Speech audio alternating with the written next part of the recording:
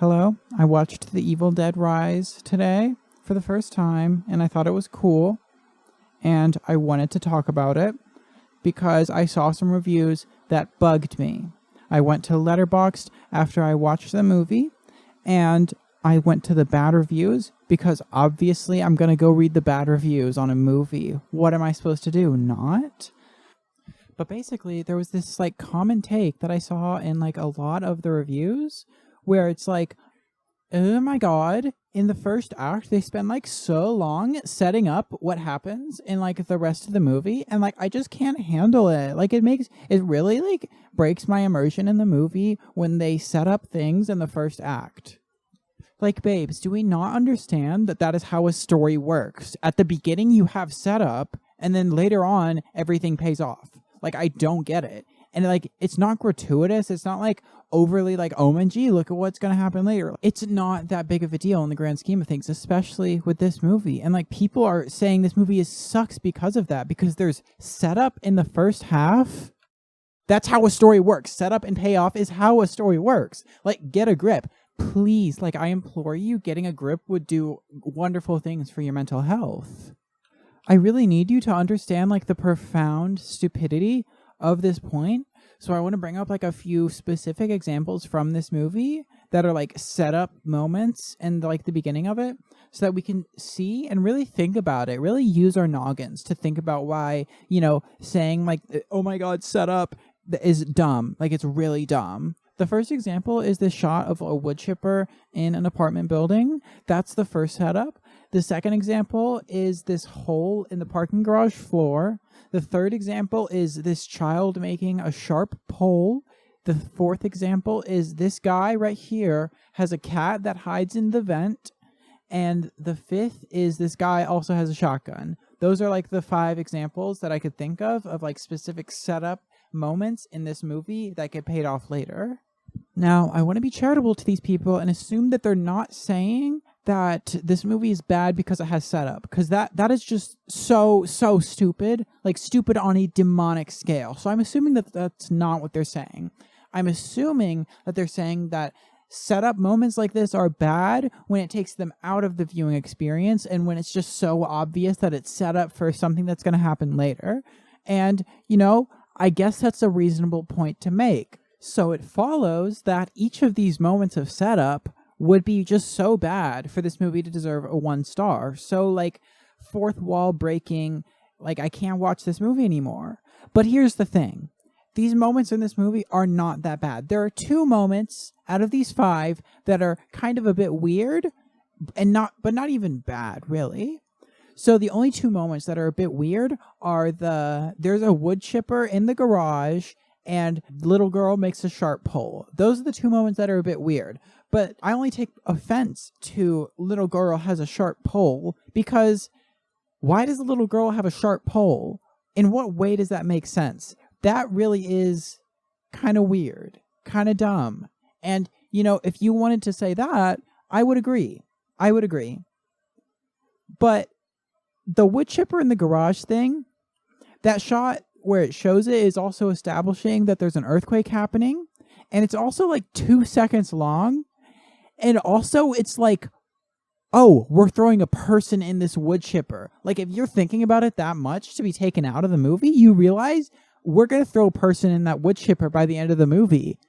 And that's going to be fucking sick. That's going to be fucking epic. So I don't even want to hear you say that that moment is bad because we throw a person in a wood chipper.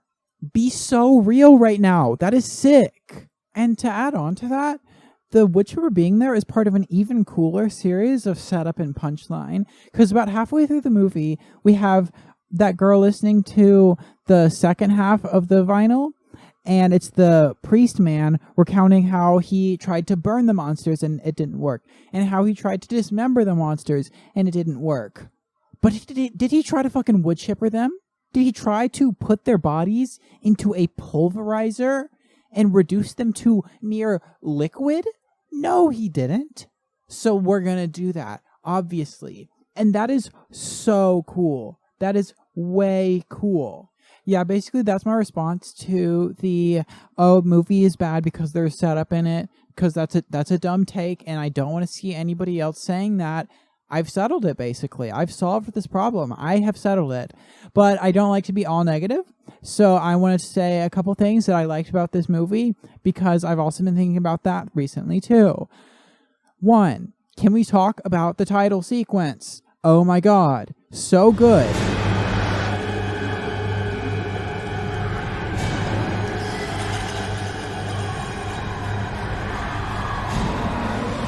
Great job, whoever did that. I love you. I'll give you a kiss on the mouth as well if you want it to.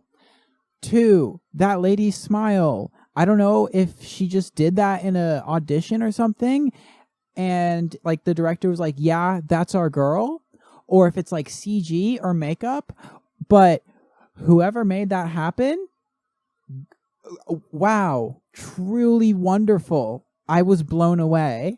Whenever I saw trailers for this movie in the theater, I was always thinking, that's really cool. I don't know how you do that. I think that's really cool. 3, I really like this demon. I think it's cool how it works. I think it's cool how it like needs time to power up. Like it doesn't just activate right away and start murdering people. It like takes time. And then when you stab it in the head, it's not able to just keep going. Like it needs time to breathe and think and stuff. And also how it has all these cool, silly little tactics to get to people. Like it tries to pretend that it's still the mom, and it does that multiple times, but like it doesn't work, and you can see it like getting desperate and starting to do different things. Like that's cool. The demon like is doing something. It's not just a mindless monster creature. I think it's cool and cute and funny and quirky. 4, I really like this line. Open the door like you open your legs, you stinking ruby slut! That's a good line. That's a great line. 10 out of 10 writing. Would write it again. 5, the setting. A shitty apartment in LA is so real, and I've never really thought about a horror movie in that setting. That's really cool. Just kind of disappointing that there's no like I hate my landlord talk in this movie, because if I was in that situation, I would 100% be blaming it on my landlord. Even if it's a demon from, you know, the ancient times, it's my landlord's fault.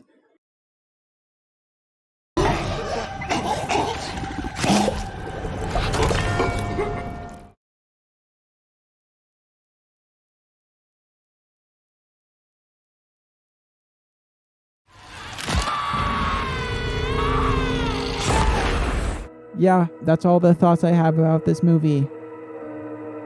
Video over.